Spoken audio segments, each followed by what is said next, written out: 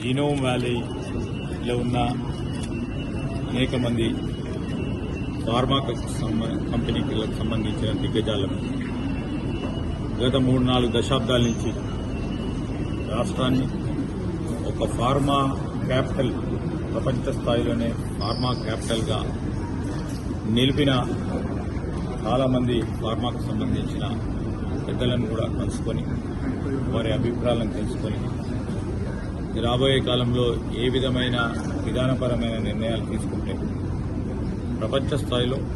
ఇంకా రెట్టింపు శక్తితో ముందుకెళ్లే అవకాశం ఉంటుందని వారి సలహా సూచనలు కూడా చేసుకోవడానికి ఈరోజు రావడం జరిగింది. దాంతోపాటు మరి ప్రత్యేకించి లారస్ ల్యాబ్ సంబంధించిన కొత్త R&D ఫెసిలిటీస్ దాదాపు 250 కోట్ల రూపాయలతో 800 పైచిలకు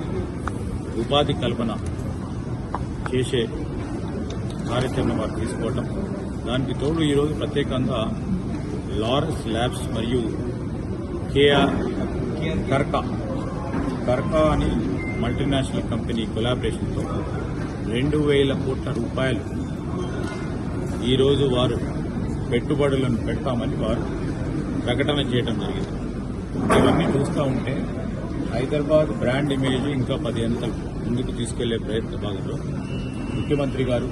మా ప్రభుత్వం మరి పలు విధమైన ప్రో ఇన్వెస్టర్ ఈరోజు ప్రో ఇండస్ట్రీకి సంబంధించిన ప్రధానమైన నిర్ణయాలు హైదరాబాద్ బ్రాండ్ ఇమేజ్ని ఇంకా 10 అంతలు ముందుకు తీసుకెళ్లే ప్రయత్న భాగంలో ఈరోజు లారస్ ల్యాబ్ వాళ్ళు 2,000 కోట్ల రూపాయల ఇన్వెస్ట్మెంట్ కూడా ఈరోజు వారు ప్రకటించడం అనేది ఇంకా ఇక్కడున్న వాతావరణం, పరిశ్రమలకు సంబంధించిన వాతావరణం ఇంకా పక్కడబందిగా ముందుకెళ్తాం అని చెప్తా ఉన్న సందర్భం ఇది.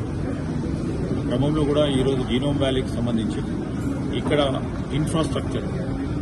సంబంధించిన కొన్ని అంశాలు మరి ఫార్మాకు సంబంధించిన మరి నాయకత్వం మాకు తెలియజేయడం జరిగింది. ప్రభుత్వం తప్పకుండా వాటన్నిటిని కూడా ప్రపంచ స్థాయిలో ఉన్న ఈ ఇన్ఫ్రాస్ట్రక్చర్ ఇక్కడ కూడా పెద్ద ఎత్తున జీనోమ్ వ్యాలీ 1, 2, 3 రాబోయే జీనోమ్ వ్యాలీ 4కు సంబంధించిన మరి దాంట్లో కూడా పెద్ద ఎత్తున తీసుకోవడం జరుగుతుందని తెలియజేస్తాను. Thank you.